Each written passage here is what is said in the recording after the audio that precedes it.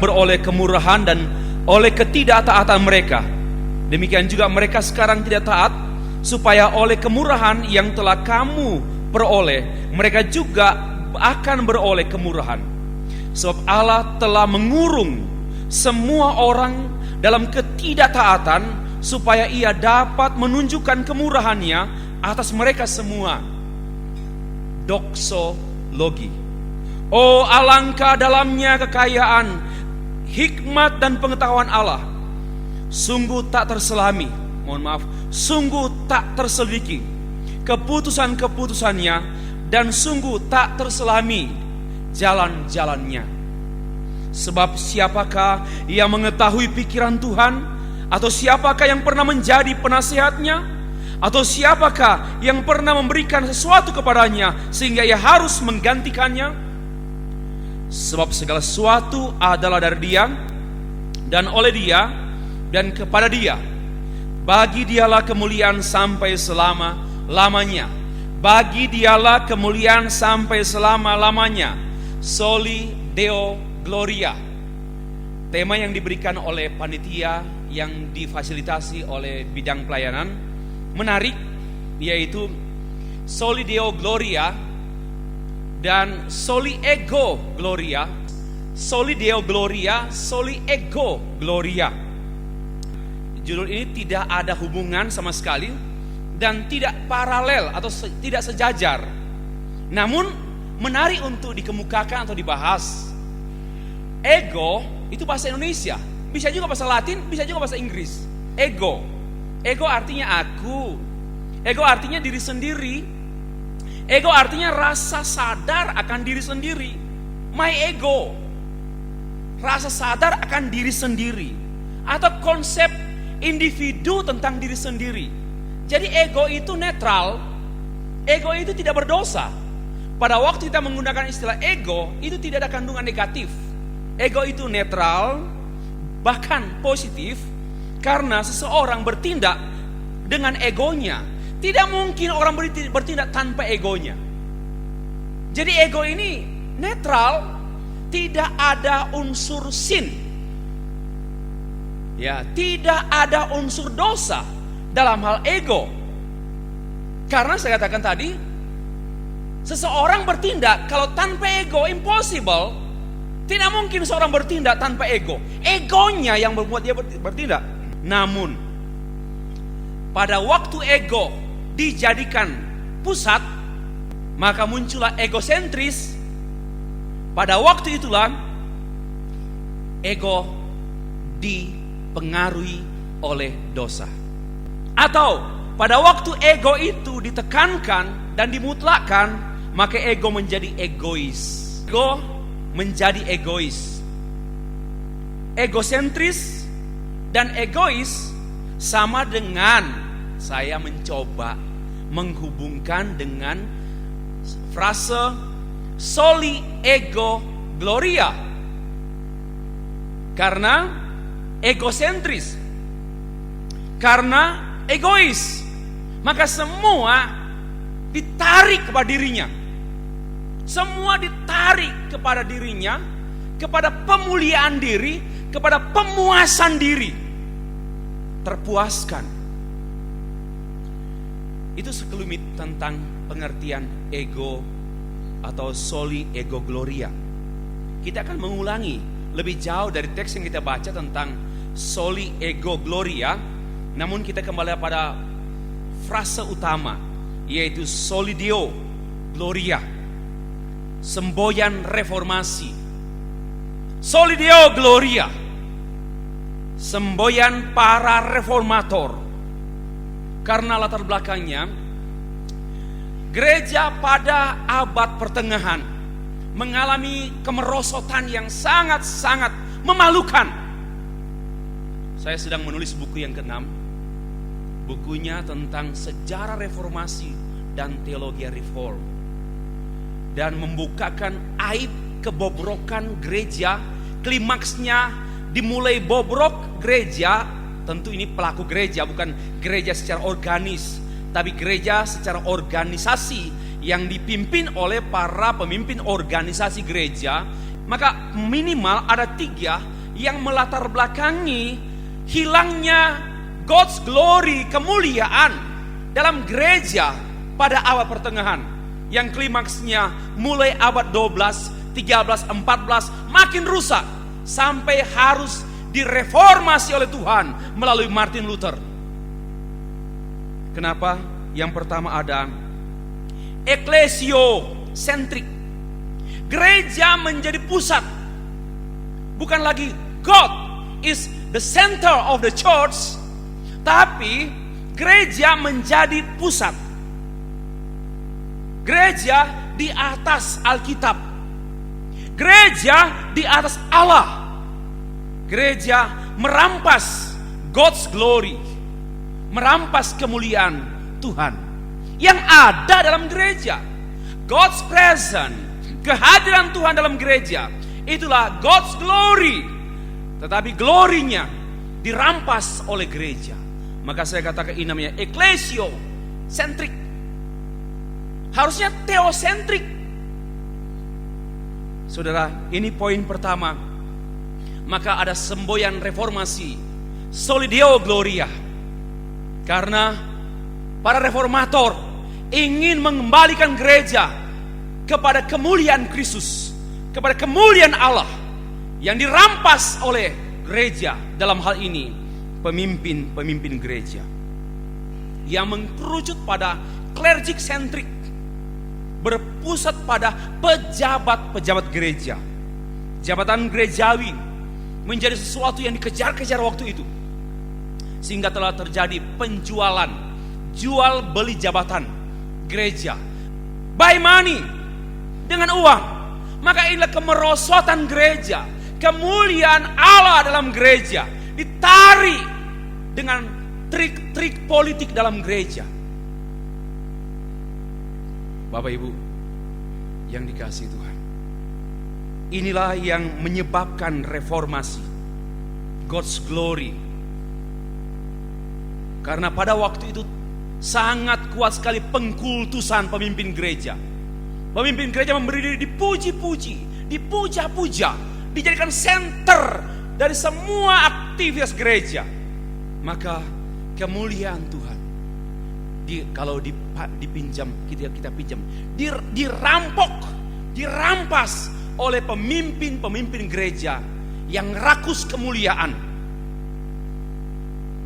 Rakus kemuliaan. Sehingga memang laporan sejarah. Bahkan ada seorang penulis namanya Katolik Indonesia. Dia menulis tentang juga membongkar kondisi gereja Katolik pada waktu itu. Dan sangat menyedihkan sekali. Dan yang ketiga, dogma sentrik. Dogma menjadi pusat, Alkitab bukan pusat. Karena toh juga dogma sejajar dengan gereja. Dogma sejajar dengan Alkitab. Bahkan dogma karena di bawah kekuasaan Paus, dogma menjadi senjata, kekuatan Paus untuk mengatur gereja. Bapak Ibu, inilah sebabnya maka muncul slogan reformasi, Soli Deo Gloria. Kemuliaan hanya bagi Allah, bukan bagi gereja, bukan bagi pemimpin gereja, dan bukan bagi dogma gereja. Itu background mengapa ada slogan. Para reformator berjuang dengan firman Tuhan, mengembalikan gereja, mengembalikan pemimpin gereja, mengembalikan orang Kristen kepada kemuliaan Allah. Hamba Tuhan yang sudah tidak ada kemuliaan Allah, kasihan sekali, gak bisa lagi melayani. Ini yang saya gentarkan. Kalau kemuliaan Tuhan sudah tidak ada pada seorang hamba Tuhan, gak laku. Boleh saja dia tampil, tapi without God's glory. Why? Karena kemuliaan Tuhan ditutupi oleh seperti praktek pemimpin-pemimpin gereja pada abad pertengahan atau pada akhir abad pertengahan lebih tepat. Dengan tindakan-tindakan yang sangat menyedihkan, bukan lagi berperilaku sebagai hamba Tuhan. Bapak Ibu, maka itu khotbah para reformator, temanya tentang kemuliaan Allah melalui firman Allah. Kemuliaan Allah menjadi sentral, menjadi pusat teaching, preaching, leading, managing dari semua para reformator pada abad 16 dan abad-abad selanjutnya. Lagu-lagu himne tentang doksologi, tentang God's glory menjadi tema-tema utama lagu-lagu himne yang sekarang sudah mulai hilang. Sekarang tidak lagi nampak, tidak terasa lagi. Syair-syair lagu telah kehilangan God's glory. Yang nampak just glory, yang nampak antropologi glory, tentang anthropos glory, tentang manusia menikmati Allah. Kehilangan. Bapak Ibu yang dikasihi Tuhan, doksologi erat kaitannya dengan soli Deo Gloria. Dan memang doksologi sangat dipopulerkan oleh para reformator. Doksologi. Dan mari cermati lagu-lagu yang ditulis. Martin Luther menulis ribuan syair lagu. Selain berkhotbah ribuan kali khotbah, tapi juga dia menulis ribuan lagu-lagu himne, lagu-lagu gereja. Dengan tema utama lagu-lagu karya Martin Luther adalah God's glory, kemuliaan Allah. Saudara-saudara yang dikasihi Tuhan, tema utama teologi John Knox dari Skotlandia, God's glory. Tema utama khotbah-khotbah Farel, temannya Calvin, God's glory. Tema utama khotbah John Calvin, yaitu God's glory. Mari kita kembali. Tema utama khotbah kita God's glory. Tema utama hamba Tuhan kita semua God's glory. Tema pembentukan teman-teman Masya Baru God's glory. Walaupun kita, though we are in suffering, sekalipun kita dalam penderitaan, tetapi Tuhan dimuliakan. Itulah tema hidup hamba Tuhan. Bapak Ibu yang dikasihi Tuhan, doksologi, tema-tema yang sangat kuat dalam lagu-lagu himne para rasul, para reformator. Nah, teks yang kita baca adalah teks doksologi. Paulus mengakhiri uraiannya pada bagian pertama, karena pada umumnya orang mengatakan kitab Roma ini dibagi dalam dua bagian besar, bagian uraian doktrinal, kemudian bagian uraian praktikal. Uraian doktrinal itu dari pasal 1 sampai pasal yang ke-16 adalah uraian doktrinal dengan tema justification by faith. Kemudian pasal 12 sampai 16 itu uraian praktikal, how to live by faith. Kalau yang pertama tadi, bagaimana mengalami justification by faith. Lalu bagaimana hidup, how to live by faith. Itu chapter pasal yang ke-12 sampai 16. Nah, pada penghujung pasal yang ke-11, uraian pertama, pokok pertama, Paulus mengetengahkan tentang doksologi. Doksologi. Setelah Paulus menjelaskan mengenai keagungan karya Tuhan melalui tema pembenaran, mohon maaf, di agama-agama lain tidak ada tema justification by faith. Adakah Bapak Ibu belajar agama lain ada tema pembenaran oleh iman? Gak pernah ada. Ini penting sekali. Justification by faith hanya ada dalam kekristenan. Dan itulah yang menjadi dasar doksologi. Oh, betapa alangkah indahnya, alangkah dalamnya doksologi. Kenapa? Karena tema justification by faith hanya ada dalam iman Kristen. Dan Paulus setelah dia menguraikan cukup panjang dia berdoksologi.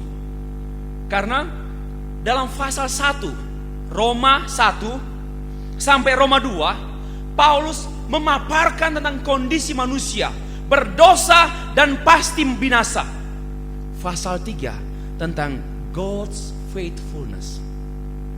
Pasal 4 sampai pasal 11 tentang God's way of justification. God's way about justification. Cara Tuhan tentang pembenaran orang berdosa yang sudah divonis mati. Maka itu adalah doksologi. Doksologi bangkit dari pengalaman dibenarkan oleh Tuhan. Saudara-saudara yang dikasihi dan mengasihi Tuhan, khususnya kita perhatikan ayat yang ke-28.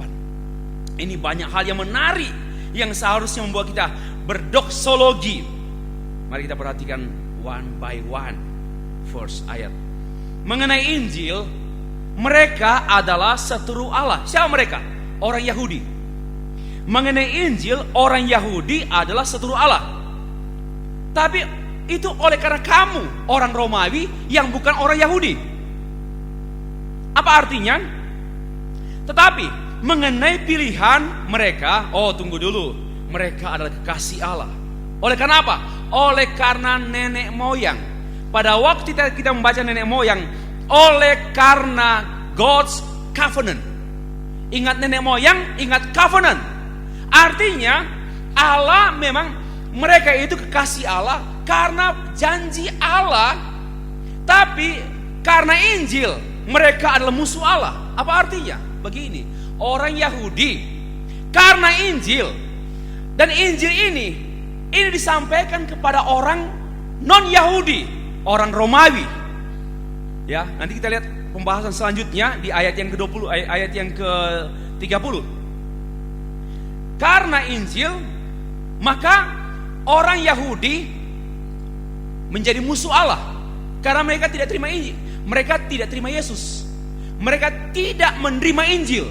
Mereka menjadi musuh Allah. Tapi tunggu dulu, Mas, karena pilihan Allah, karena God's election, karena pilihan Allah, mereka adalah kekasih Allah. Dan pilihan Allah ini karena keturunan mereka adalah keturunan dari nenek moyang. Pada waktu menggunakan istilah nenek moyang ini, ingat God's covenant, perjanjian Allah. Apa artinya? Mereka orang Yahudi menolak Injil, maka menjadi seteru Allah. Tapi Tuhan ingat pilihan Allah melalui nenek moyang mereka, di mana Allah berjanji bahwa mereka adalah umat pilihan, maka mereka adalah kekasih Allah. Lalu dijelaskan selanjutnya dalam ayat yang ke-29 dan 30, sebab Allah tidak menyesali kasih karunia dan panggilannya. Ayat 30, sebab sama seperti kamu dahulu tidak taat kepada Allah, tetapi sekarang beroleh kemurahan oleh karena ketidaktaatan mereka. Oleh karena ketidaktaatan Israel, maka kamu orang Romawi yang sebenarnya impossible mengenal keselamatan, tapi bisa beroleh keselamatan because of God's mercy. The theme is God's mercy. Menarik, bagi saya menarik sekali. Inilah cara kerja Allah yang membuat doksologi. Orang berdoksologi karena melihat, memahami God's way yang unik, cara kerja Allah yang kita tidak temukan di agama-agama lain. Maka itu kalau kita tidak berdoksologi, kita mungkin seiman dengan agama lain. Mengapa? Karena memang ini special way, cara Allah yang spesial, yaitu orang Yahudi dibiarkan, diizinkan Tuhan tidak taat. Mereka tegar tengkuk supaya orang-orang non-Yahudi, yaitu kamu jemaat Roma, bisa ada kesempatan percaya dan beroleh keselamatan. Tapi kemudian diuraikan dalam ayat yang ke-31, demikian juga mereka sekarang tidak taat, yaitu orang Yahudi, supaya oleh kemurahan yang telah kamu peroleh, mereka juga akan beroleh kemurahan. Wah, kalau mau disimpulkan nih, dahsyat sekali cara kerja Tuhan ya. Cara kerja Tuhan itu luar biasa. Nah, cara kerja Tuhan yang luar biasa memunculkan doksologi. Oh, betapa alangkah dalamnya. Itu backgroundnya. Pada waktu Paulus mengemukakan tentang cara kerja Allah yang spesial, yang tidak pernah ditemukan di cara agama lain, maka memunculkan doksologi. Doksologi.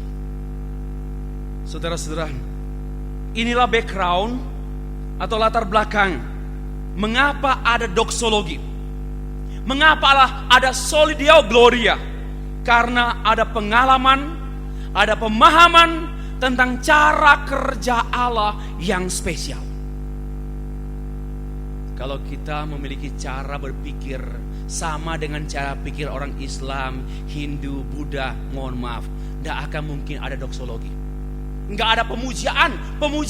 Tidak ada pujian kepada Tuhan. Tidak ada. Tapi karena ada memahami, mengalami cara kerja Tuhan yang spesial. Wow. Kita terpujilah Tuhan. Betapa dalamnya kekayaan kasih karunia Tuhan. Akan ada doksologi. Karena karena special God's way. Karena jalan Tuhan yang spesial, yang tidak ada pada agama lain. Saudara-saudara yang dikasih Tuhan. Nah, kita lanjut. Ayat yang ke-28 sampai ayat yang ke-32 kita beri tema God's mercy, kemurahan Tuhan. Kenapa? Israel yang keras hati juga, oleh karena kemurahan Allah diselamatkan. Orang non-Israel, termasuk orang jemaat non-Yahudi, yaitu Romawi, jemaat Roma, diselamatkan karena kemurahan Allah. Kalau kita, Bapak Ibu merasakan, ya, teman-teman mahasiswa baru, menghayati dalamnya pertobatannya, walaupun bahasa teologi masih terbatas sehingga sering ditertawakan oleh tingkat 2, tingkat 3, tingkat 4. Oh, tingkat 4 ada di luar. Tingkat 5, tingkat 6 sering ditertawakan karena kita menggunakan bahasa teologi yang sederhana tapi tulus, daripada kita bahasa teologi yang kaya karena sudah tingkat 5, sudah banyak main-main kata, nggak tulus lagi. Tapi tingkat David juga tingkat 2, tingkat 3 dulu juga begitu kok. Amit-amit imut-imut datang sini. Kurang teratur gitu. Penampilannya masih kurang teratur. Saya juga ingat berapa tahun silam saya penampilan kurang teratur. Mungkin saksinya Pak Darmanto dan Ibu, satu angkatan kami. Sekali diangkat. Ya, saya masih ingat penampilan saya, memang orang kampung datang tebal-tebal karena di sini lebih dingin. Dulu lebih dingin. Sekarang dingin, tapi 26 tahun yang lalu, 2005. Ya, 26 tahun yang lalu lebih dingin dari sekarang. Ya, lebih dingin dari sekarang. Maka penampilan kami sudah dari Manado, Kanonan, kampungan datang, lalu beli mantel para petani di sana. Kami banggakan, saya tebal-tebal sampai sini. Bangga sekali, hangat. Ternyata itu pakaian para petani. Saya banggakan sekali, baru tebal. Waktu itu harganya 12.000.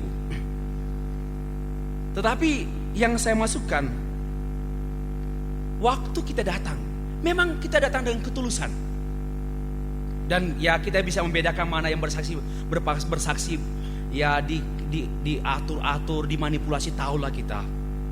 Maka itu besok enggak usah tulus apa saja, apa adanya. Ya, apa adanya saja, ungkapkan, tapi jangan lebih dari 5 menit. Ungkapkan, dan teman-teman ya bolehlah tertawa. Tapi sebenarnya kita juga mentertawakan kita dulu, karena bahasa kita mungkin lebih rusak juga.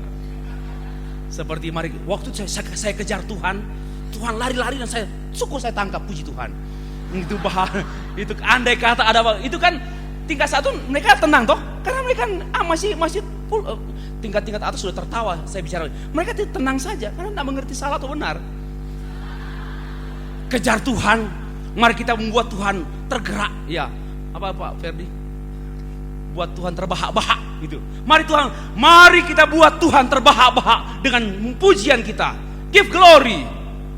Tingkat 1 tenang mereka, karena mereka merasa itu aman. Itu bahasa teologi. Tapi kalau tingkat 2, tingkat 3, nah kalau tingkat 5 enggak tertawa, saya perlu tertawain. Sudah tingkat 5 dengar yang salah enggak berespon. Mungkin amat sudah dewasa Pak. Jadi kembali teman-teman. Sampaikan apa adanya, bersaksi ya. Lebih hiduplah, jangan terikat dengan saya lahir di Atambua, papa saya 2 S1, mama saya perempuan, gereja ini, terima kasih. Jangan. Namanya bersaksi bukan melaporkan. Kita menyaksikan. Tentu diatur secara singkat. Ya, malam hari ini coba buatlah setengah halaman, baru hafal, baru keluarkan secara bebas besok. Mungkin 10 menit. Ada ini. Oke. God's mercy yang mendorong orang berdoksologi.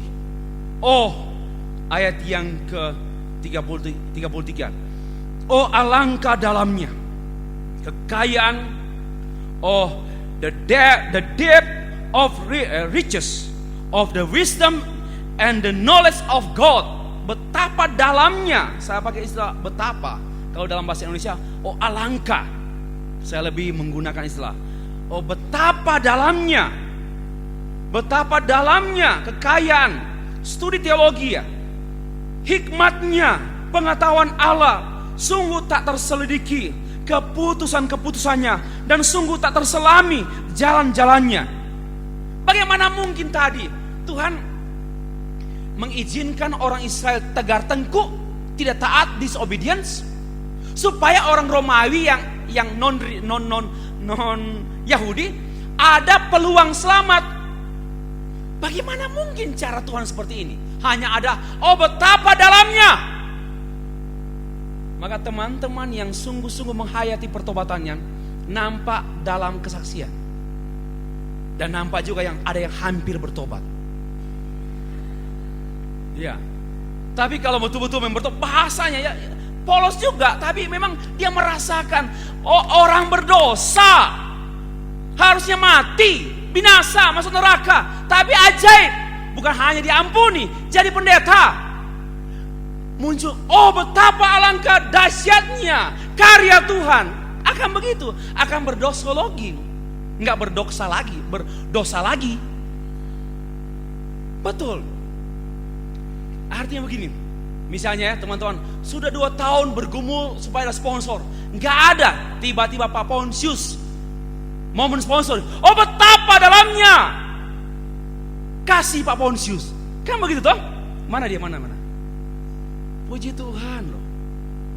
Seperti saya juga orang kampung, kalau bisa kuliah di I3, ajaib. Saya mengatakan betapa dahsyatnya berdoksologi. Kalau kita kurang menghayati betapa dalamnya God's love, paling gak ada doksologi. Makasih Tuhan ya, makasih Jo. Karena hanya bahasanya bahasa miskin. Dan saya percaya bahasa teologianya miskin. Tapi kalau kita betul-betul menikmati, mengalami, memahami, menghayati dalamnya betapa of depths of riches of God's mercy, God's wisdom and understanding and knowledge. Wow. Ini kekayaan bahasa teologi kita nggak henti-henti. Tulis paper 20 halaman 2 hari selesai pendahuluannya. Iya. Tapi kalau kita miskin, apa yang tulisnya ya? Apa ya? Miskin. Kenapa? Tidak menghayati teologianya, tidak menghayati Allah yang pengetahuan tentang Allah yang dalam, wisdomnya Allah yang luar biasa. Nggak kaya, paling ngomongnya terbatas. Tapi kalau kita, ya teman-teman tingkat 1, mari alami betapa dalamnya hikmat pengetahuan Tuhan dalam studimu selama sekian tahun di sini. Maka teman-teman akan bicara dengan kekayaan bahasa teologi. Tapi kalau nggak belajar dan menghayati dalamnya pemahaman tentang pengalaman dan nikmatnya firman Tuhan, ya Bapak Ibu, khotbahnya kering dan nggak kaya. Paling doanya begitu saja, dan bahasa khotbahnya begitu saja. Bapak Ibu yang dikasihi Tuhan, oh betapa. Poin berikut, berdoksologi. Paulus ini berdoksologi. Pada saat berdoksologi, Paulus berteologi. Pada waktu Paulus mengungkapkan, oh betapa dalamnya, betapa tak terselaminya, betapa tak terselidikinya, Paulus sedang berteologi. Maka berteologi tidak mungkin tanpa berdoksologi. Tidak ada teologi tanpa doksologi. Ini penting. Without doksologi, no teologi. Tanpa memuliakan Tuhan, nggak mungkin berteologi. Nggak mungkin. Dan di sini jelas, berteologi artinya berdoksologi. Dan doksologi ini juga betapa dalamnya, betapa tak terselidiki, betapa tak terselami. Ini Paulus berdoksologi. Siapa yang meragukan Paulus yang hebat, cerdas? Tapi toh dia mengakui, nobody, tak seorang pun yang bisa menyelami pikiran Tuhan. Tak seorang pun yang bisa menyelidiki Tuhan. Gak bisa. Toh siapa yang lebih hebat dari Paulus? Ada Paulus Lumintang, Paulus Sudibianto. Tapi Rasul Paulus only one person. Hanya Rasul Paulus satu orang yang hebat, filsuf, teolog, misiolog, konselor, dan sebagainya. Tapi orang yang hebat seperti itu mengatakan, oh betapa dalamnya God's wisdom, God's knowledge. Maka itu kalau studi nanti, saya katakan, walaupun saudara lulus dengan nilai tinggi, tidak menjamin saudara belajar berteologi baik di 3. Serius. Maka jangan datang dengan keangkuhan. Saya pernah di Amerika 10 tahun. Saya pernah, itu omong kosong, setan-setan itu. Betul. Datang belajar teologi itu humble. Gak bisa. I have sharp mind. Itu namanya TV sharp. Itu. I have sensitive feeling. So I care anybody around me. Jangan. Saya mempunyai kemampuan, saya punya talenta banyak. Tidak laku di sekolah teologi. Mungkin tamat, tapi nggak dipakai Tuhan di lapangan. Serius. Ya, serius. Biarpun matematikamu 10, mati. Betul. Saya percaya semua tingkat 2, tingkat 3 dan semua kami dosen akan mengakui hal yang sama. Belajar teologi special way. Bukan seperti belajar matematika itu gampang mah. Ini membutuhkan Holy Spirit and holy mind and holy heart. Though your name is not holy. Tapi jadi studi teologi ya teman-teman, bukan gampangan, bukan bilang saya datang tamatan SMA Don Bosco, SMA Katolik yang ini SMA terkenal. Sorry, nggak laku di sini. Yang ada, please be humble. Please be humble. Walaupun mungkin teman-teman berpengalaman keliling dunia, saya percaya kalau saudara berpengalaman keliling dunia dan mengandalkan pengalaman keliling dunia, saya percaya yang keliling kepala saudara bintang 7. Keliling, pusing. Ada juga orang yang sudah satu angkatan dengan kami, dengan Pak Darmanto, dengan ibu ini. Ada pramugari, betul ya? Oh, backgroundnya banyak, petinju atau pegulat. Ada tinggal mungkin ya. Pokoknya background kami cukup majemuk. Ya, hanya saya tamatan SMA dari kampung.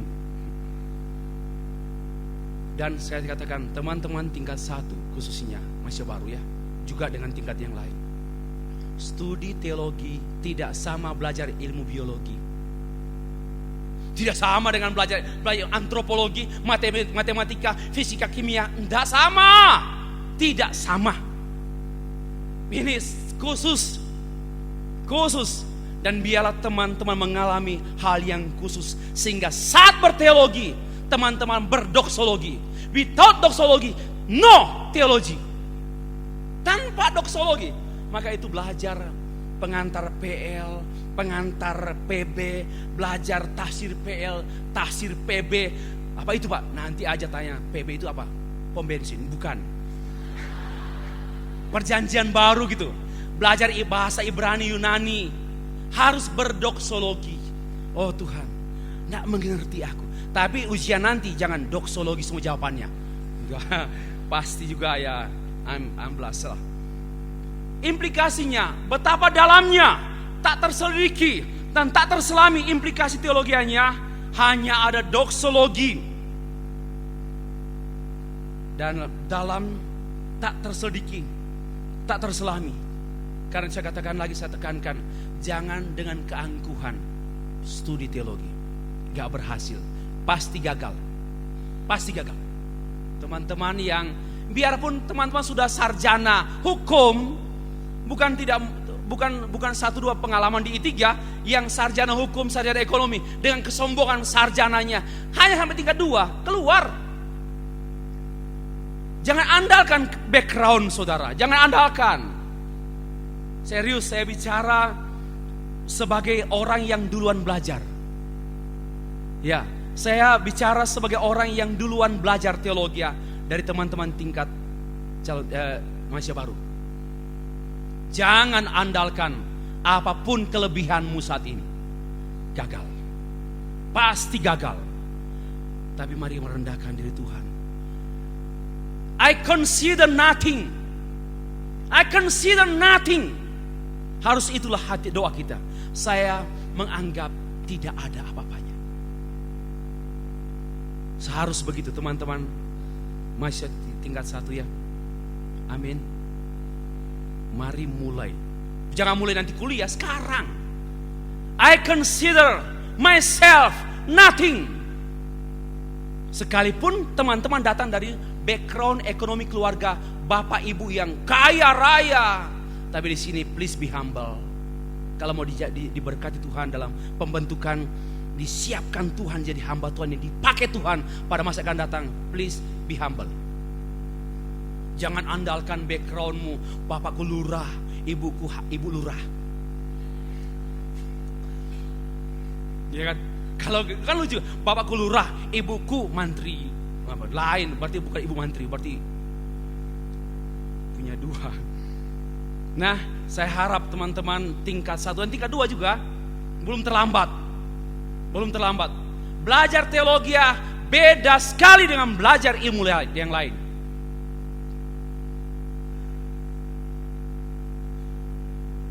Maka itu jangan ada keangkuhan studi teologi.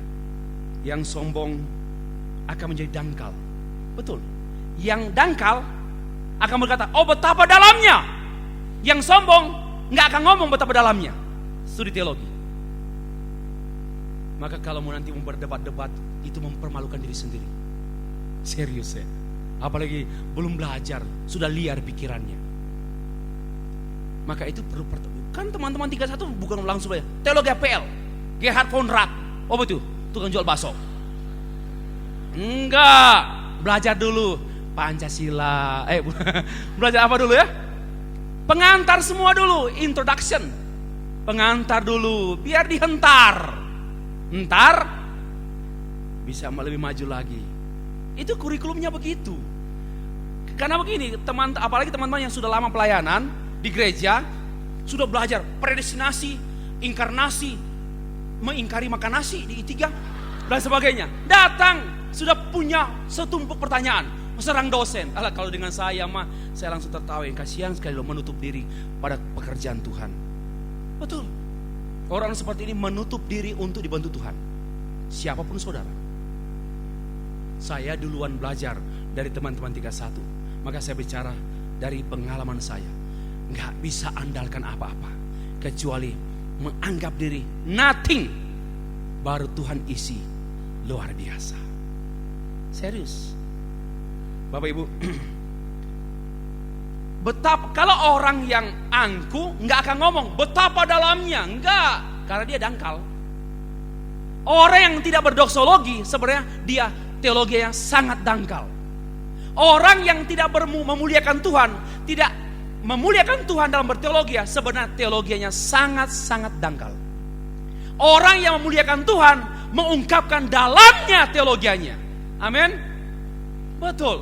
Orang yang memuliakan Tuhan mengungkapkan dalamnya teologianya. Tapi orang yang tidak berdoksologi mengungkapkan orangnya teologianya sangat dangkal. Sikap berteologi dengan kalimat betapa dalamnya, betapa tak terselidiki, unsearchable, tak terselidiki, tidak terselami, dan melampaui, ini beyond, melampaui. Itulah Tuhan. Apakah kita bisa menyelidiki Tuhan? Menyelami Dia? Lalu kita berkata, saya mengerti Engkau Tuhan, saya mengerti Engkau Tuhan. Kau bisa mengerti? Tapi ada worship leader. Mari kita saatnya mengerti hati Tuhan, mengerti Tuhan dengan firman. Itu menyampaikan kalimat-kalimat yang mempermalukan diri sendiri. Kalau tingkat 1 ngomong begitu masih normal. Tingkat 3, tingkat 4, tingkat 5 ngomong begitu abnormal. Tuhan bisa dimengerti? Unsearchable. Tidak bisa diteliti, diselidiki. Maka hanya ada doksologi. Hanya ada doksologi. Semakin belajar teologi, semakin memuliakan Tuhan. Amin. Semakin belajar teologi, semakin gampang diatur. Karena orang yang memuliakan Tuhan gampang diatur. Iya, gampang diatur. Cerdas tidak menjamin menjadi berhasil studi teologi. Tidak menjamin. Karena kita belajar tentang Allah dan dari Allah. Ini yang Pak Awasuni Mantaransyah sebutkan tadi. Belajar yang unik. Belajar tentang Allah dan dari Allah. Ini unik sekali. Tidak mungkin kita belajar di dunia lain. The divine itu mengungkapkan tentang doksologi. Paulus mengungkapkan tentang keagungan Tuhan dalam bahasa the divine self-sufficiency, bahwa Allah itu cukup dari dirinya sendiri. Apa artinya? Allah tidak memerlukan saudara. Ini penting sekali. Jangan merasa berjasa ya teman-teman. Tinggalkan Atambua, tinggalkan Timor, tinggalkan apa. Tuhan, Engkau tahu, aku sudah meninggalkan ayah ibuku, aku sudah meninggalkan pacarku, aku sudah meninggalkan kerbauku, ku datang ke sini minta jasa. Gak bisa, mohon maaf. Kalau Tuhan hanya sabar saja, Dia mengerti saudara, kasihan loh gitu. Pernahkah Tuhan memerlukan? Coba pikir. Pernahkah Tuhan memerlukan? God never need anything. Tuhan tidak pernah membutuhkan apapun. Gak pernah. Tidak. Karena semua miliknya. Untuk apa Dia perlukan lagi? Semua miliknya. Maka kita jangan merasa diperlukan Tuhan. Oh, hamba Tuhan merasa diperlukan Tuhan, sulit diatur. Hamba Tuhan yang merasa diperlukan Tuhan, diperlukan gereja, diperlukan E3, sulit diatur. Karena merasa diperlukan penting loh. Karena dia punya dokter, maka penting rawat dia, jangan buat dia tersinggung, nanti dia pergi. Enggak, karena kita sebenarnya salah mengerti tentang Tuhan. Tuhan tidak memerlukan siapapun. Nah, kalau kita menjadi hambanya karena God's mercy, hanya kemurahan Tuhan. Alhamdulillah gitu dalam bahasa ini. Siapa yang bisa membuat Tuhan memerlukan kita. Karena dia adalah divine self-sufficiency. Dia cukup dari dirinya sendiri. Dia independent God. Dia Allah yang independen. Tidak perlu bergantung pada, jangan merasa berjasa. Dia tidak bergantung pada siapapun. Maka kalaupun kita sudah tinggalkan, sudah banyak hal yang kita tinggalkan. Tapi karena saya orang kampung, saya tidak meninggalkan apa-apa di Manado. Terlalu gampang datang. Apalagi langsung kesaksian berdiri di sini. Bukan berdiri di atas mimbar, berdiri di sini. Di belakang mimbar, bukan di atas mimbar. Ini sejarah mencatat bahwa mahasiswa baru yang langsung menggunakan mimbar ini, inilah. Selama ini biasanya di belakang. Ini spesial untuk teman-teman, bisa jadi akan jadi pengkhotbah KTN. Kenapa ketawa? Nggak tahu KTN kok. Kebaktian tahunan nasional. Saya dulu waktu KTN masih mahasiswa, bermimpi bisa khotbah. Tapi pada waktu saya seksi kebersihan, saya nyapu, saya masih ingat Pak Pendeta Daniel Hanibau khotbah, merinding. Saya lagi nyapu, Tuhan, saya rindu khotbah seperti dia, tajam. Itu aja. Saya masih ingat tingkat 1 saya dengan Pak Herbie angkat beras di sana. Karena kami seksi konsumsi bagian dapur lagi. Dan kami masih mengalami bagaimana dengar dengan suara pengkhotbah oktav. Ada 4 hal. Waduh. Wah, Tuhan, saya mau jadi hamba Tuhan yang bukan cari hal. Ya kan? Ada 4 hal. Dan itu luar biasa. Saya masih ingat juga Yakub Nahuai. Ada 5 rahasia. Pertama doa, 2 doa, 3 doa, 4 doa, 5 doa. Saya masih ingat. Itu saya masih ingat. Dan saya waktu seksi, kita seksi kebersihan, seksi di luar lah. Tapi sedang mendidih di hati saya, Tuhan, mereka saat ini, their time, waktu mereka. One day, my time with God's time. Amin. Dan saya harap teman-teman lihat itu. Nah, kalau hanya melihat penderitaan nyapu, toilet, apa semua, innalillahi wa inna ilaihi rajiun. Tapi lihatlah ke depan. Seorang mahasiswa harus punya visi 5 tahun depan, 10 tahun depan, 20 tahun ke depan. Kalau nggak punya visi, teman-teman ada penderitaan pulang. Hanya 5 tahun setengah. Kurang. Singkat sekali. Tanya sama tingkat 5, tingkat 6. Kan sudah mulai rasa, aku sudah mau tinggalkan kampus. Mungkin. Atau sebaliknya, kapan aku pergi? Ya. Tapi saya tidak terasa. Yang terasa dosen.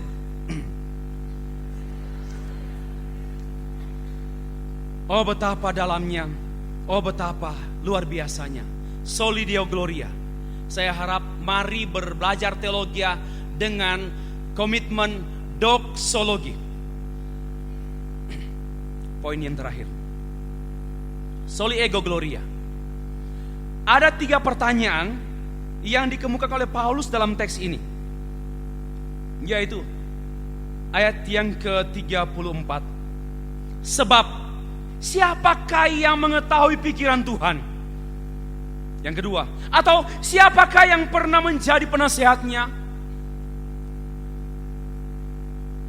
Ketiga, siapakah yang pernah memberikan sesuatu kepadanya sehingga ia harus menggantinya?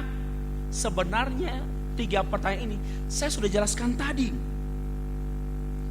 Sangat bertalian dengan istilah tak terselami dalam. Betapa dalamnya, tak terselidiki. Saudara-saudara, lalu siapa yang mengetahui pikiran Tuhan? Anybody? Siapa yang mengetahui pikiran Tuhan? Tak terselami dalam, tak terselidiki. Siapa yang mengetahui? Yang kedua, siapa yang pernah menjadi his counselor, penasehatnya? Siapa yang pernah? Oh, saya tidak pernah. Oh, tunggu dulu, tunggu uraian saya.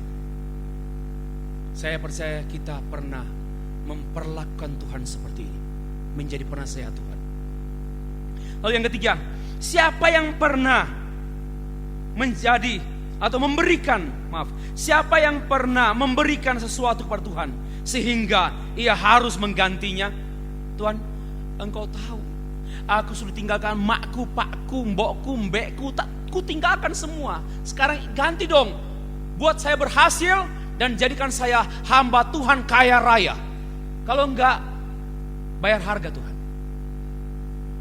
Kalau ada motif-motif, oke, Ibu Wali Kota menyuarakan suara seorang ibu supaya teman-teman pulang membanggakan orang tua. But more than that, lebih dari itu, studi di sini untuk menyenangkan Tuhan. Lebih daripada menyenangkan orang tua. Kalau motivasi kita mau menyenangkan Tuhan, orang tua ikut disenangkan. Tapi kalau motivasi kita menyenangkan orang tua dengan pulang gelar sarjana teologi, dan kemudian kita dengan ditunggu-tunggu kembalinya anak yang bergelar sarjana teologi, mohon maaf, saudara gagal studi. Saudara gagal studi.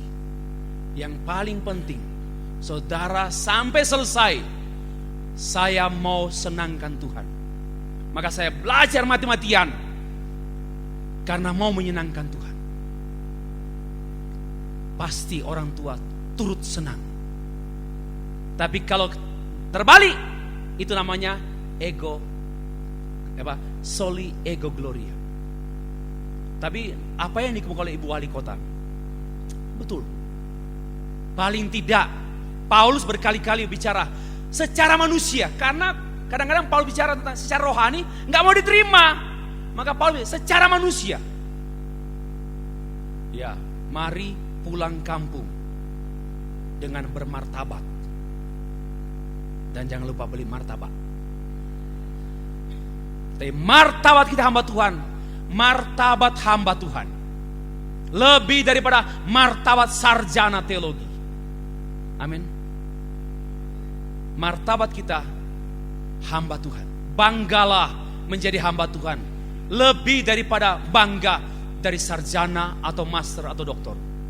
Bangga sebagai hamba Tuhan. Saya senang kesaksian teman-teman yang baru pulang, sebagian di sini, dari pelayanan 1 tahun. Mereka ada banyak kesulitan, tapi mereka bilang, saya ingat, saya hamba Tuhan. Oh, luar biasa. Itu memang demikian.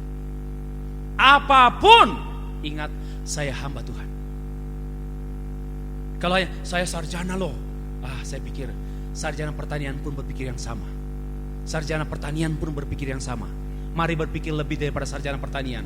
Saya hamba Tuhan. Ada sarjana pertanian ya? Oh, kan lebih lagi. Saya sarjana pertanian, hamba Tuhan. Ya. Poin pertama dari siapakah yang mengetahui pikiran Tuhan? Ini dikutip dalam terjemahan Septuaginta. Apalagi itu? Nanti aja. Pokoknya dengar aja, Septuaginta. Nama pacar ya? Punya. Ya, nanti aja. Dari Yesaya 40 ayat 13. Yang dikutip oleh Paulus dalam 1 Korintus pasal yang kedua ayat 16. Kemudian secara otomatis juga nampak pada Yesaya 55 ayat 8. Karena rancangan Tuhan bukan rancanganmu, dan rancanganmu bukan rancangan Tuhan, pikiran Tuhan bukan pikiranmu. Itu artinya terjemahan Septuaginta yang diikuti oleh Paulus mengungkap, lalu siapakah yang mengetahui pikiran Tuhan?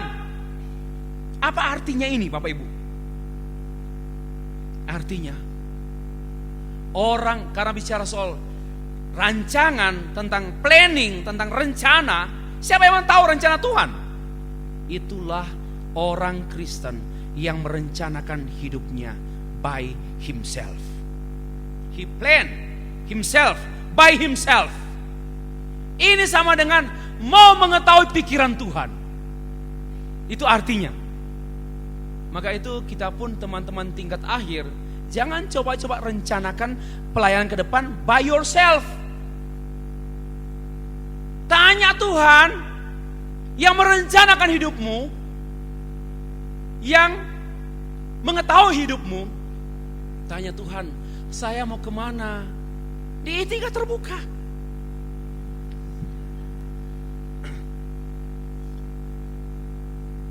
Harus bergumul sungguh-sungguh. Orang yang merencanakan dirinya sendiri, planning pacarnya, saya mau begini, begitu, begini, lalu saya akan begini, dan begitu. Saya mengatakan itu sama dengan orang yang mengetahui pikiran Tuhan. Itu artinya. Dan Paulus mengatakan, orang yang mempunyai rencana semua by himself, by herself, itu sama dengan orang yang, siapakah yang mengetahui pikiran Tuhan? Itulah orang yang mencoba merencanakan hidupnya by himself, by herself. Itu artinya. Jadi sebenarnya mungkin kita, saya tidak pernah mengetahui pikiran Tuhan. Pada waktu ditanya, siapakah yang mengetahui pikiran Tuhan? Mungkin semua kita berkatakan, saya tidak pernah berpikir seperti itu. Tunggu dulu. Pada waktu kita merencanakan, saya nanti kepengen akan melayani di gereja di Jakarta untuk menebus kemiskinan orang tua saya. Saya akan melayani di gereja itu yang salary-nya atau allowance-nya, gajinya 15 juta per bulan. Dan saudara, sama dengan kalimat ini, siapakah yang mengetahui pikiran Tuhan? Inilah orang-orang yang merencanakan by himself and by herself about his or her future life and ministry. Jangan. Itu artinya, saya percaya teman-teman punya planning. Nanti setelah ini menikah dengan si dia. Yang mana? Dianya dia, adiknya dia, punya planning. Tapi semua harus tunduk pada God's mind, pikiran Tuhan. Biarkan dia menguasai kita, sehingga tak seorang pun yang nantinya, siapakah yang mengetahui pikiran Tuhan? Berhenti, teman-teman tingkat akhir. Berhenti merancangkan masa depanmu dengan rancanganmu sendiri. Berhenti. Saya nggak punya, saya tipe mahasiswa baru tingkat 1 saya di sini. Dan yang saya paling tidak sukai jadi dosen. Itu kali yang pertama misionaris, yang kedua penginjil KKR, yang ketiga pendeta, yang keempat guru, terakhir yang keempat. Terakhir, saya nggak tertarik jadi guru. Saya mau jadi misionaris dan saya mau jadi pengkhotbah KKR. Merencanakan, akhirnya Tuhan buat saya putar-putar pada diri sendiri. Setelah saya tamat STH, sebenarnya waktu itu ketua atau rektor Pak Pendeta Sihombing, Pak Lotnat Igor Sihombing. Dia bilang, kalau kamu mau ya, ke Tanjung Enim. Saya bilang, enggak, saya mau keliling-keliling. Saya ingat PI, dulu EM, sekarang EM, dulu Departemen PI dengan Pak Ponsius keliling-keliling. Ternyata saya hanya di sopir dengan Pak Herbie keliling-keliling Jawa Timur ini. Ya, karena saya mengatur diri sendiri. Saya berputar-putar, saya mengatur. I want to be famous preacher. Jangan merencanakan dirimu sendiri by yourself. Gak jadi. Nah, muter-muter. Dan saya termasuk orang muter-muter. Kalau Pak Darmanto ibu lurus, memang orangnya lurus. Karena saya muter-muter agak pendek. Ya, saya muter. Karena saya mau mencari. I want to be apa yang saya pikirkan. I want to be famous preacher. Coba ke sini, coba ke sini. Nggak bisa. Saya sedang mengetahui pikiran Tuhan. Saya sedang berdosa. Saya sedang tidak berdoksologi. Karena saya sedang mengetahui pikiran Tuhan. Dengan jalan apa? merencanakan diri saya sendiri. Yang kedua, siapa yang pernah menjadi penasihat Tuhan? Siapakah yang pernah menjadi penasihatnya? Menjadi konselor Tuhan, yaitu orang-orang yang suka memprotes Tuhan, tidak puas dengan keadaan. Misalnya gak puas dengan tubuhnya, sama dengan mengkonselor, menjadi konselor. Tuhan sini, saya berikan nasihat. Kenapa saya pendek? Kenapa hidung ini tidak mancung keluar? Kok mancungnya ke dalam? Ini semuanya protes, sedang menjadi konselor Tuhan. Kita tidak mengerti. Dan Paulus membukakan bahwa kita sedang menghina Tuhan. Enggak puas. Kenapa saya lahir dari orang tua miskin? Kayak Pak Ahmad, papaku Ahmad, mamaku Ani, Ahmad Ani. Kenapa saya lahir dari perut makku Ani? Protes. Kenapa saya nggak lahir dari perutnya Ciputra, istrinya Ciputra? Masa perutnya Ciputra?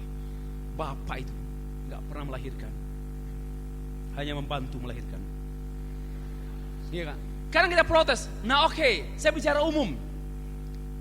Kalau kita protes dengan semua pembentukan kita di sini, sama kita dengan mau menjadi konselor Tuhan. Ke depan ini, teman-teman protes, kenapa begini? Kenapa begini? Tidak SKS murni. Saudara sedang menjadi konselor Tuhan, sedang menjadi penasihat Tuhan. Tuhan sini, dapat sini lah. Kubisikan kepadamu ya, tolong ya, kalau bisa begini. Saudara sedang menjadi konselor Tuhan. Semua protes atas kenyataan cara Tuhan membentuk kita, itu kita sedang mengkonseling Tuhan, memberi nasihat. Saudara-saudara, apapun keadaan situasi yang teman-teman tingkat 1, tingkat mahasiswa baru yang nanti alami di sini, jangan coba-coba menjadi penasihat Tuhan. Ya, bangku di sini itu tempat kami kerja tiap pagi. Tergantung unitnya mana. Ini pun saya angkat-angkat dulu dan biasa itu. Hamba Tuhan kalau ngepel normal. Hamba Tuhan angkat batu normal. Hamba Tuhan lempar orang dengan batu abnormal. Hamba Tuhan biar potong rumput, potong bunga enggak, potong yang teratur boleh. Hamba Tuhan kerja praktis biasa. Hamba Tuhan enggak kerja praktis abnormal. Biasa loh. Jadi jangan tiga luar biasa karena biasa. Jadi sebenarnya kalau nyapu, cuci pakaian sendiri, cuci piring, aduh itu biasa, itu normal. Normal. Jadi kalau kita jadi hamba Tuhan, bergelar apapun saudara nanti, bergelar master pun, doktor pun, jangan enggan untuk bicara untuk hal-hal praktis. Jangan, saya enggak bisa, saya dosen PL, enggak bisa angkat PB. Saya dosen PB, enggak bisa cuci piring. Saya cuci mukamu. Enggak bisa. Biasa. Maka itu, alamilah Tuhan di I3 dan jangan menjadi konselornya Tuhan. Dengan protes. Mengapa begini? Mengapa begini? Mengapa bangun jam sekian? Lu baru tiba, I3 sudah 52 tahun, mau rubah. Yang lucu siapa? I3 sudah 53 tahun. Saudara baru berusia 26 tahun. Mau rubah I3, ya gak mungkin. I3 sudah 52 tahun, Stefri belum 52 tahun. Masa mau rubah I3? Aneh kalau si rektor mengubah I3. Masa yang baru lahir mengubah yang duluan ada. Ini gangguan jiwa. Nah juga, sama juga. Teman-teman mau protes-protes aturan di sini, lucu. Saya tidak mengatakan seperti Pak Roland tegas, bukan di sini tempatnya. Kalau saya bilang lucu, I3 sudah dipakai 52 tahun. Dan puji Tuhan sebagai alat Tuhan. Lah saudara mau datang, ubah I3. Dengan soalnya begini, pertimbangan ekonomi di era posmo ini. Wah, mama mia. Enggak. Jangan jadi penasehat Tuhan. Berikanlah dirimu dibantu Tuhan sebebasnya. Yang ketiga, yang terakhir. Siapa yang pernah memberi kepada Tuhan? Ayat yang ke-35. Atau siapakah yang pernah memberikan sesuatu kepadanya sehingga ia harus menggantinya? Nuntut gitu loh. Tuhan, aku sudah berikan hidupku jadi hamba Tuhan, tapi saya minta tolong pelihara orang tuaku ya. Mama mia, gak bisa. Tidak ada jasa. Dalam kalimat ini, jangan coba-coba menghitung-hitung dengan Tuhan. Buat perhitungan dengan Tuhan. Tuhan, ingat jasa saya ini. Tolong kembalikan. Saya pikir begini, saya masih ingat khotbahnya Pak Awas. Dengan kita menghembuskan nafas saja sudah luar biasa, apalagi jadi hamba Tuhan. Dengan bernafas tiap hari, bangun pagi masih bernafas lancar, itu sudah luar biasa. Sudah harus berdoksologi.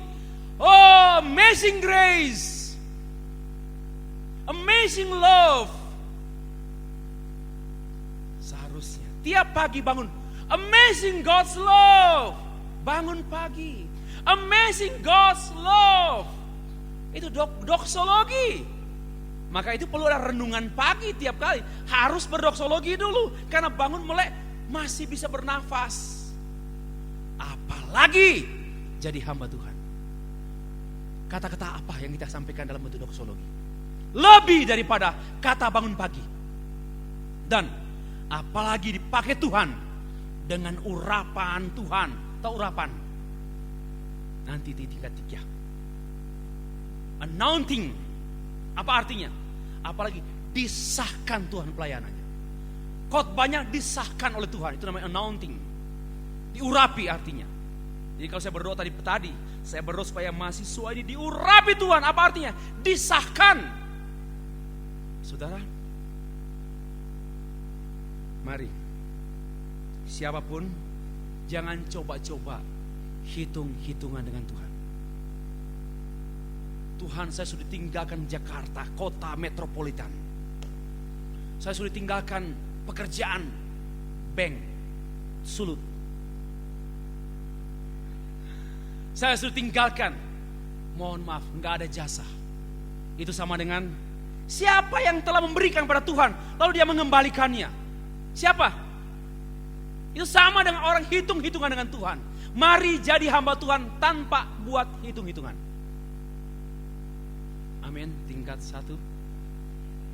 Jangan buat hitung-hitungan. Apapun. Tuhan, saya sudah tinggalkan ini. Lalu saya di sini, terpuruk sekali Tuhan. Apalagi kakak tinggal saya, Mama Mia, dragon. Nggak ada. Wajahnya saja seperti dragon, tapi hatinya merpati. Jina. Saya terus terang, kami mempromosikan dosen I3 yang mendampingi tingkat 1, yaitu tingkat 2. Ini sistem pemuritan. Tingkat 3, tingkat 4, tingkat 5, tingkat 4 lagi di ladang pelayanan, teman-teman. Jadi ada tingkat 4, mereka nggak di sini. Mereka sedang tersebar di banyak wilayah Indonesia dan sedang praktek 1 tahun. Nanti juga teman-teman alami, jangan besok, nanti. Ya. Jadi kita alami. Kau boleh protes dan jangan coba-coba buat hitung-hitungan dengan Tuhan. Jadi hamba Tuhan bukan supaya kaya. Kalau kaya, puji Tuhan, itu akibat, bukan tujuan. Ya. Jangan memikirkan saya mau jadi pendeta besar dan jemaat saya. Jangan dulu. Bilang, saya mau jadi pendeta yang hidupnya berkenan pada Tuhan. Saya mau jadi hamba Tuhan dan mau dipakai Tuhan dengan maksimal. Karena saya studi maksimal, buat paper maksimal, doa maksimal. semua weekend maksimal. Ya, semua temanya maksimal. Jangan-jangan juga calonnya Max. Saudara-saudara, itulah soli ego gloria. Yaitu apa? Yang mencoba merencanakan dirinya sendiri. Soli ego gloria, orang-orang yang mengatur dirinya sendiri tanpa tanya Tuhan, tanpa submit, tanpa berserah pada Tuhan. Ngatur sendiri, merencanakan diri sendiri. Itulah soli ego gloria. Yang kedua, soli ego gloria, orang yang suka memprotes Tuhan, gak pernah puas dengan cara Tuhan memberkati dia, protes, gak terima kenyataan. Kenapa begini? Harusnya begini. Kenapa begini? Harusnya begini. Ini namanya soli ego gloria. Yang ketiga, orang yang suka hitung-hitungan dengan Tuhan, itu pun soli ego gloria. Paulus menutup klimaks doksologinya. Mari kita baca bersama-sama ayat yang ke-36. Saya tidak akan uraikan ini lagi karena sudah biasa dijelaskan dan biasa dibacakan. Mari kita baca bersama-sama. Roma pasal 11 ayat 36. 1, 2, 3. Sebab segala sesuatu adalah dari Dia, dan oleh Dia, dan kepada Dia. Bagi Dialah kemuliaan sampai selama-lamanya. Doksologi, klimaks doksologi. Karena segala sesuatu from Him, by Him, and to Him. Saudara, niat jadi hamba Tuhan dari Dia, dari Tuhan, bukan dari mbokmu, bukan dari pendetamu, bukan dari dirimu. Niat keputusan jadi hamba Tuhan adalah from Him. Amen. Your decision to be a servant of the Lord melalui studi di sini adalah from Him. Kalau teman-teman menyadari bahwa saya jadi hamba Tuhan bukan cita-citaku, tapi panggilan Tuhanku from Him, maka saya percaya by Him kita dibentuk, by Him kita disiapkan jadi hamba Tuhan, and to Him your ministry, your life, your family, and you apa saja. Capek. Iya, coba cermati ini, teman-teman tinggal hafal ini ya. Niat keputusan jadi hamba Tuhan bukan niat saudara. Kalau niat saudara besok pulang, pasti pulang dengan sorak-sorak. Enggak, pasti pulang. Kalau saudara di sini dengan niat saudara, dengan keputusan saudara, atau keputusan mertuamu, keputusan mbakmu, mamamu, papamu, kakakmu, pendetamu, mohon maaf, saudara tidak akan bertahan lama di sini. Tapi kalau keputusan Tuhan saudara di sini, indah sekali. Kenapa? From Him your decision, and by Him, oleh Dia, Dialah yang menguatkan teman-teman, menopang di saat ditinggalkan, di saat sepi, di saat dengar berita dari keluarga, aduh ayamku sakit, ingat dikuatkan, tidak pulang, atau apa.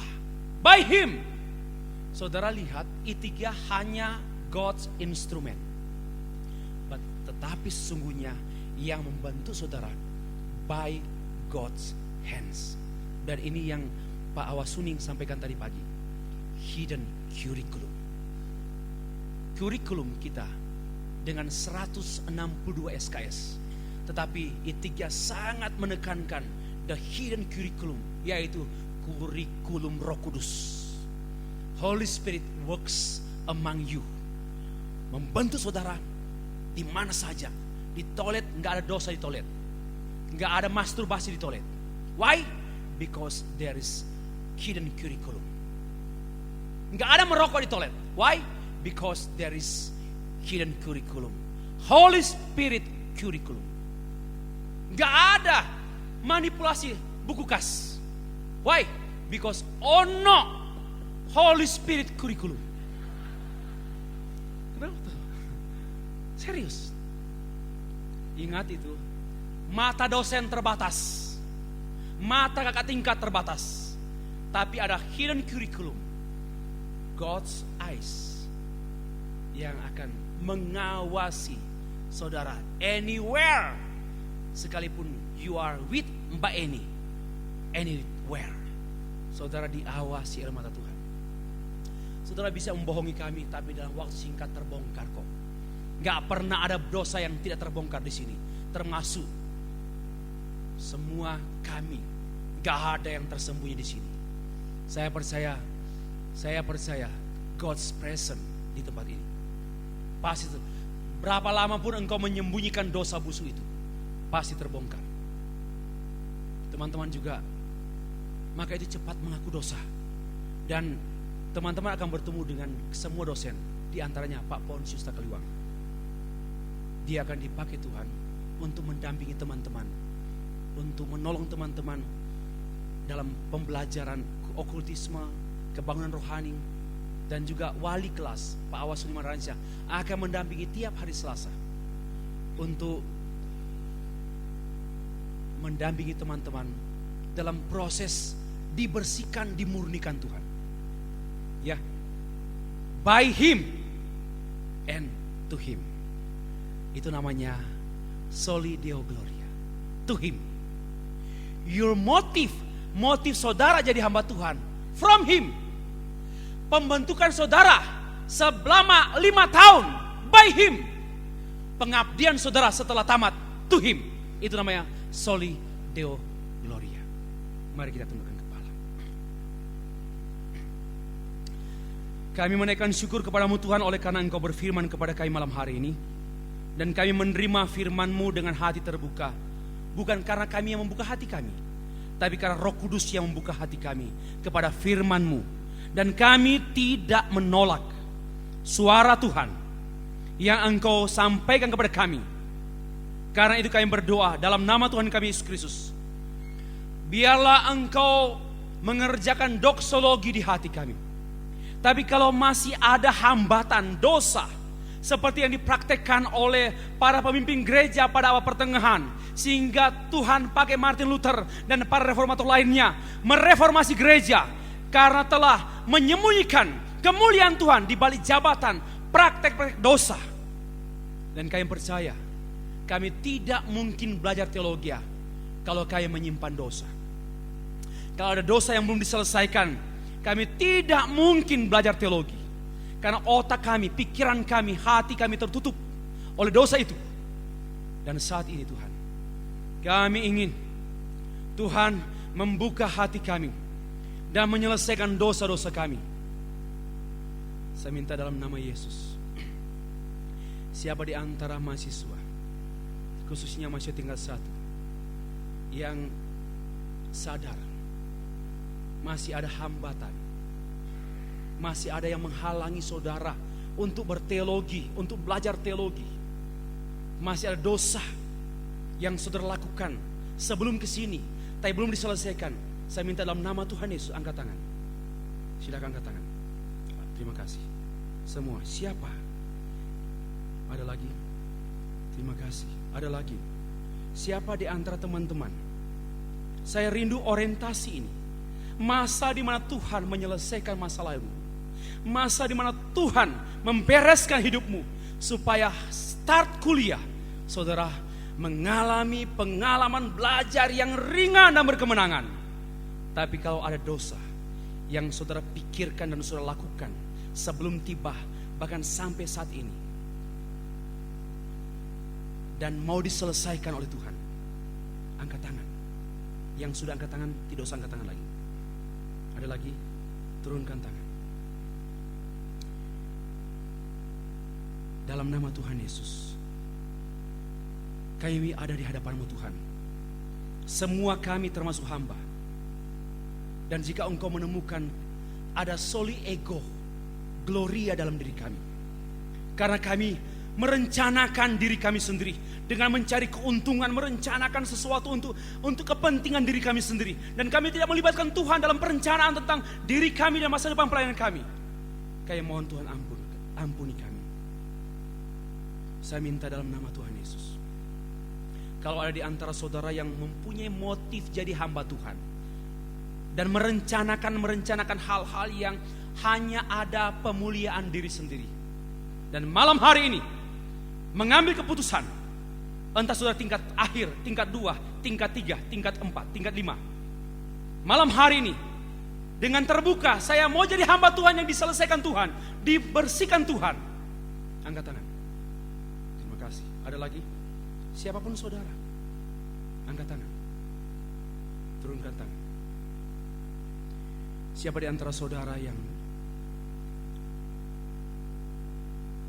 mempunyai kecenderungan komplain dengan Tuhan, menggerutu, protes terus, baik tingkat 2, tingkat 3, tingkat 5, tingkat 6, termasuk tingkat 1. Mau menjadi penasehat Tuhan, menggerutu, tidak pernah puas dengan pembentukan Tuhan, tidak rela dibantu Tuhan. Malam hari berkat Tuhan, lembutkan hatiku.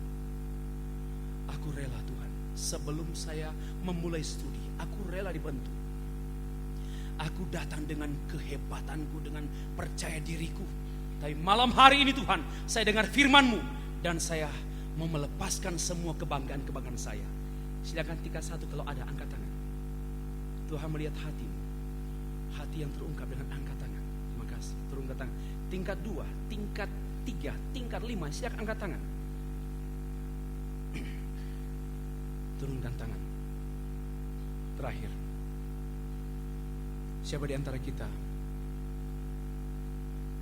yang sudah mulai hitung-hitungan dengan Tuhan? Buat perhitungan dengan Tuhan.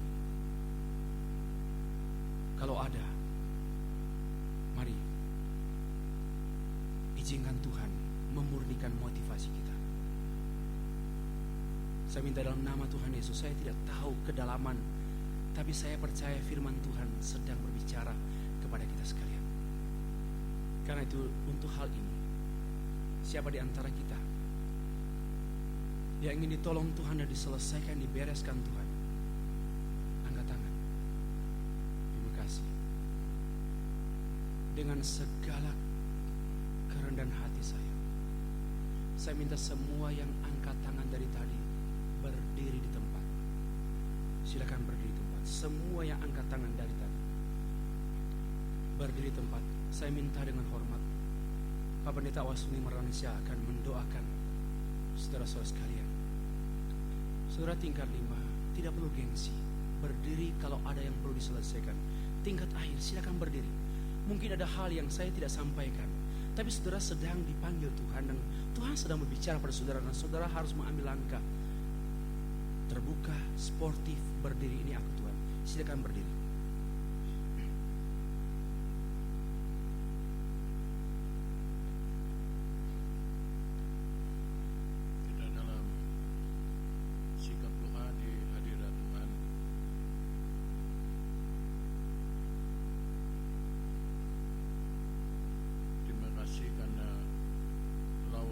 Firman-Mu, Engkau bekerja melalui sabda-Mu kepada kami semua, baik yang duduk ataupun yang berdiri. Engkau begitu dalam memilih kami. Kami hanya terheran-heran, bagaimanapun kurang, lemah, terbatas, tapi Tuhan sudah memilih kami semua. Bagaimanapun kami punya kekurangan, bahkan dosa yang kami tidak mampu menyelesaikannya, bagaimanapun kebodohan, kemiskinan yang pernah kami alami, bahkan kutuk dosa yang kami tanggung dalam hidup kami, tetapi kami hanya terheran-heran. Tuhan sudah menyelamatkan kami. Yesus mati untuk dosa-dosa kami.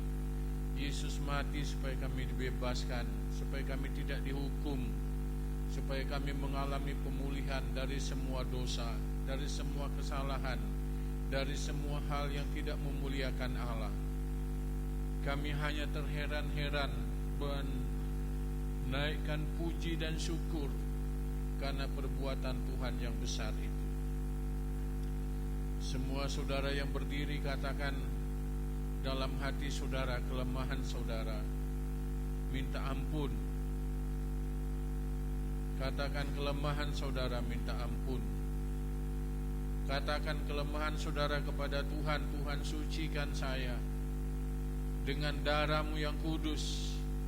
Kebiasaan-kebiasaan yang tidak memuliakan Tuhan, katakan kepada Tuhan, ampuni saya. Kesembronoan, ampuni saya. Ketidaksemangatan untuk melayani Tuhan, ampuni saya. Kebodohan-kebodohan saya yang saya ikuti bertahun-tahun dengan banyak tingkah laku yang tidak memuliakan Allah, tidak menghargai Allah. Katakan, Tuhan Yesus, ampuni saya. Bahkan mungkin juga sakit penyakit yang pernah saudara alami, sedang saudara alami, menipu saudara untuk maju. Saudara katakan kepada Tuhan, hari ini Tuhan luar biasa. Tuhan memilih, Tuhan menetapkan. Saya hanya mengagumi Tuhan karena Tuhan sudah menyerahkan segala-galanya untuk saya, menebus dosa saya, menyucikan saya dengan darah-Mu yang kudus itu. Semua saudara yang berdiri, saya doakan dalam nama Tuhan Yesus secara khusus, supaya hari ini Roh-Mu yang kudus mengubah hati mereka, mengubah pikiran mereka, menyetop semua tingkah laku yang tidak memuliakan Allah yang pernah mereka lakukan. Dan pembersihan, penyucian dari Tuhan, urapan dari Tuhan datang, kesembuhan dari Tuhan datang, semangat yang baru dari Tuhan datang, harapan yang baru dari Tuhan datang, supaya setiap saudara yang berdiri ini, mereka puas di hadapan Tuhan, mereka terkagum-kagum di hadapan Tuhan, dan mereka menyerahkan diri dengan penuh di hadapan Tuhan, dengan penuh harapan, penuh keyakinan bahwa Tuhan yang memanggil, Tuhan yang memilih, Tuhan yang menetapkan itu, Tuhan setia akan membela, menjaga, memelihara sampai mereka selesai studi di sini. Bahkan Tuhan pakai secara heran dalam pelayanan di kemudian hari. Kami semua yang mendengarkan berita surga ini, kami sekali lagi pada malam ini ingin menaikkan puji dan syukur, mengagumi Tuhan, bukan mengagumi diri kami sendiri, karena Tuhan yang sangat peduli, Tuhan yang menolong kami semua, mengangkat kami semua, Tuhan yang memberikan hak kepada kami semua, Tuhan yang memberikan perlindungan, bahkan Tuhan mengasihi kami, ingin menjadikan kami berkat bagi dunia ini, memberikan kami karunia, kemampuan, kuasa, wibawa yang datang dari Tuhan. Terima kasih Tuhan, segala puji, segala kemuliaan, segala hormat hanya untuk Engkau saja. Biarlah kami makin tersungkur, kami makin kecil, dan Tuhan dengan kuasa-Nya makin besar, makin menyempurnakan semua kelemahan dan keterbatasan kami. Inilah kami semua dalam ruangan ini, baik yang baru mulai mengikut Tuhan atau yang sudah lama. Kami membutuhkan kasih, membutuhkan kuasa, membutuhkan semangat yang baru dari Tuhan. Terima kasih Tuhan. Dalam nama Tuhan Yesus kami berdoa, semua katakan amin. Silakan duduk.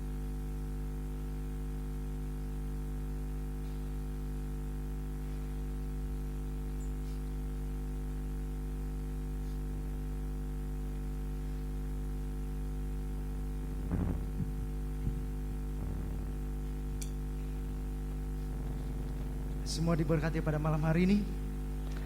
Amin. Kita akan mengakhiri ibadah kita menaikkan pujian Bapa terima kasih.